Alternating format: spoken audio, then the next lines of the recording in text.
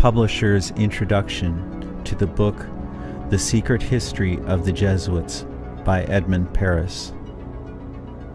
There is no other person more qualified to introduce Edmund Paris' book, The Secret History of the Jesuits, than Dr. Alberto Rivera, a former Jesuit priest under the extreme oath and induction, who was trained in the Vatican and briefed on the history of the Jesuits.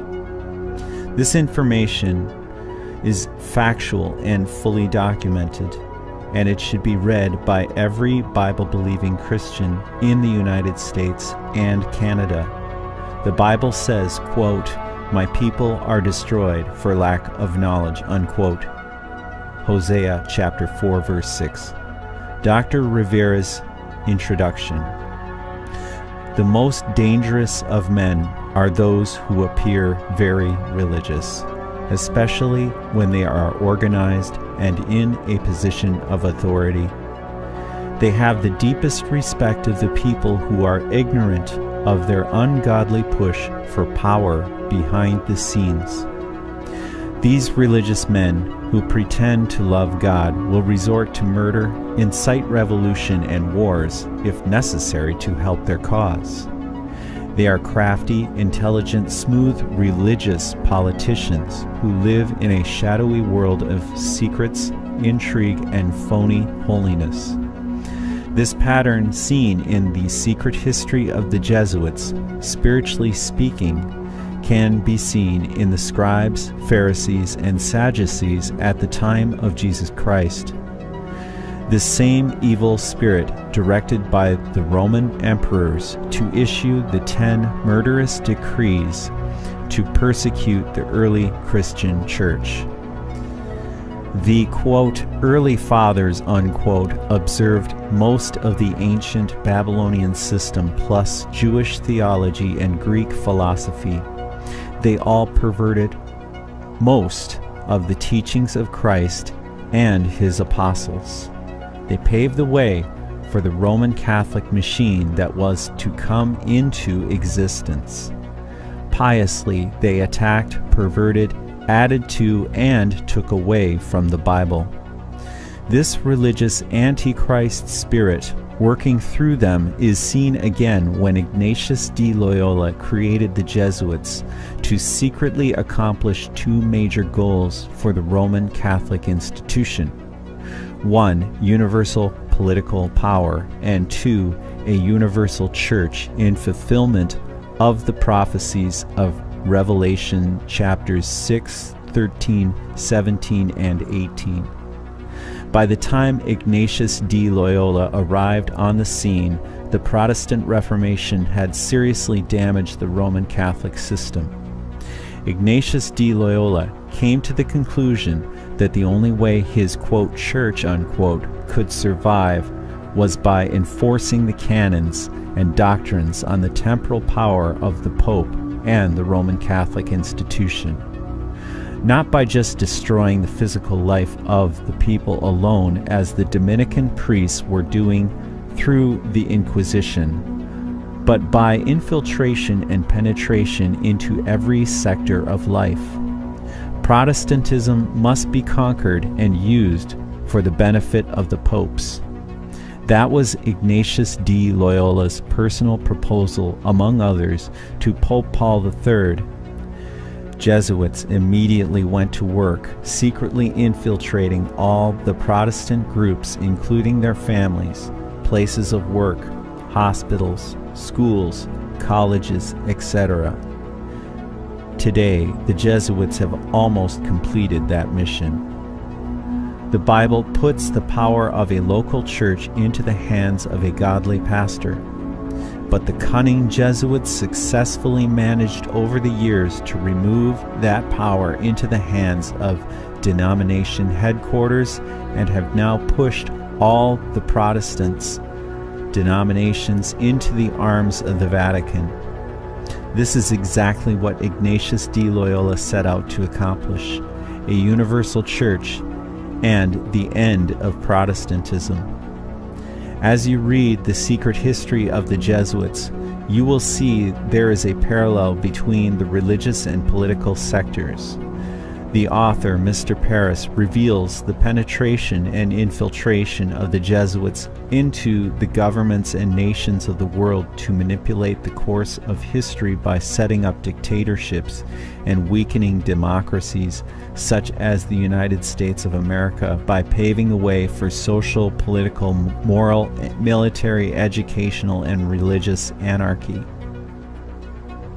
Especially I work in dealing with the infiltration of churches and religious institutions as well as government. That cover a tremendous number of institutions. And the purpose of that infiltration was what for? Well, the purpose is what the Roman Catholic system has all the time as her own purpose, is to infiltrate, to penetrate all the areas of life where the Roman Catholic can have control and access for the coming world government. Simply put, this country and this world benefit from your commitment to Jesuit principles, to being men. As a graduate of another great Jesuit institution, Xavier University, I have great affection for the value and purpose of a Jesuit education. What that means is, in preparation for that world government, the Roman Catholic institution, especially since the establishment of the Jesuit order in 1541, throughout all these 500 years, they've been in preparation and through infiltration and penetration of every level of society in order to take over the world politically and religiously. What a beautiful day the Lord has made. Holy Father, on behalf of Michelle and myself, welcome to the White House. There are two doctrines that define very well these dangerous goal of the Roman Catholic institution. Two doctrines define this very well. One is called the doctrine of the apostolic succession, and that is dealing with the papacy. And the other is the doctrine, the temporal power, and that is dealing with world government. Of course, both, because you can see that even the Pope and his own individual office, he meet those requirements.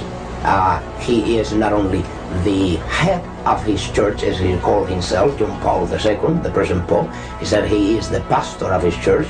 He is not only that, but he is the head of his state.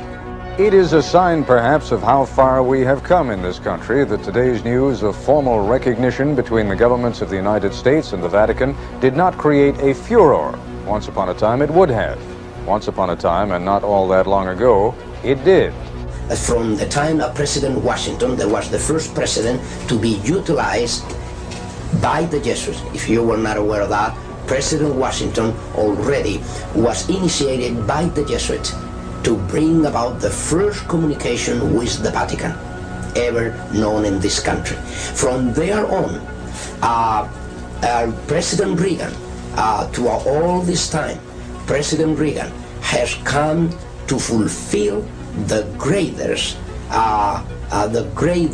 moment in the history of this conspiracy, because no other president has come as close as President Reagan with the Vatican, and even not even John F. Kennedy. What that means is they have done to President Kennedy, to President Reagan, what they were not able to do even through a Roman Catholic president. And nevertheless, I will say this: the religious belief of President Kennedy is nothing more, nothing else than another expression of Catholicism. Perhaps I need to clear this. Roman Catholicism is not only the Roman Catholicism. Roman Catholicism is still, and it has been at work outside the Roman Catholic system. What that means, there are many daughters of the Roman Catholic system outside the Roman Catholic system. And as there are many daughters, these daughters have children, and of course President Reagan fit within that picture.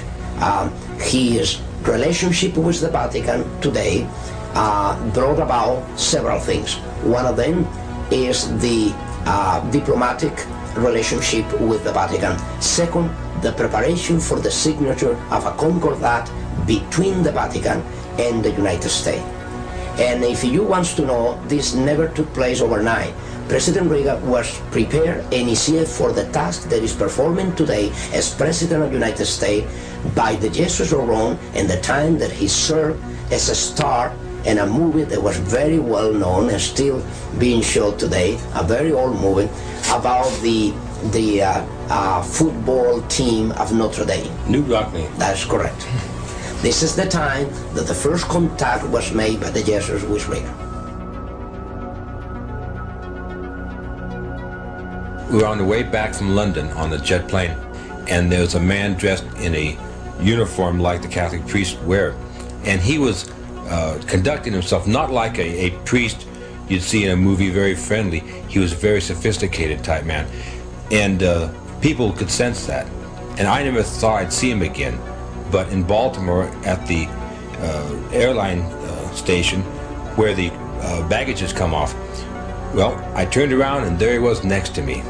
And I just turned to him and said, "Hello, friend, are you a Jesuit?" And he says, "Yes," with a big smile. You see all of his teeth. And he was very happy with himself. I said, "Well, listen, I'm very interested in the Jesuits. I've read some about them. And what would you think about the Council of Trent and what was invented in the Council of Trent and the infiltration of the Jesuits into Protestantism and the use of the Jesuits through organizations like the Illuminati and the futurism theory, the secret rapture that they invented for the Protestants?" And I talked about a lot of those things, and he had a metamorphosis take place. His face became rigid, his smile went away, and he looked me right in the eyes and he said, "You know quite a bit, don't you?" Like he never expected it. And I told him that you know, I was one of the Protestants that got away, and if he could realize that if somebody like me knew those things, just imagine some of the other of God's people that know those things and are willing to tell anybody about them.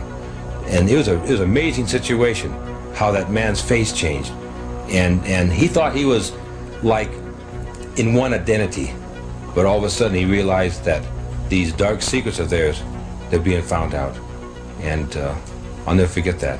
Would you consider that Jesuitism to be an occult secret society? It is an occult secret society from the point of view that the Jesuit order, what you know of the Jesuit order and what everybody knows of the Jesuit order is not the truly Jesuit order. What that means is even the Jesuits within the Jesuit order, they all are not knowing the secret society, the inner secret society that they are surrounded by.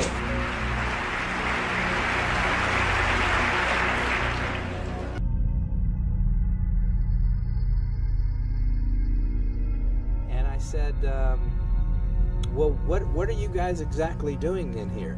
What are you doing in there? And they said, well, we're here with the advance team from the Vatican, and we're here to train the U.S. Senate on what specifically the Pope's climate change agenda is about and educate them as to what we're trying to achieve. And that's when I said to them, I said, you know, I read the Pope's climate change encyclical, and I noticed that the Pope mentions the Sabbath in the encyclical. And he talks about animals having a day of rest, and I'm putting two and two together, and it looks to me like the Pope wants to have a Sabbath rest for the land, a Sabbath rest for the environment. And it seems to me like the Pope wants to have a worldwide Sunday law put in place, and through this green Sabbath, I didn't say green Sabbath, but through this Sabbath rest for the land or for the environment, that the whole world would shut their businesses and factories and everything down one day a week, and thus you'd be able to lower greenhouse emissions. And he looked at me and he goes, that's exactly what this is about. And with that, they just turned on their heels and walked away.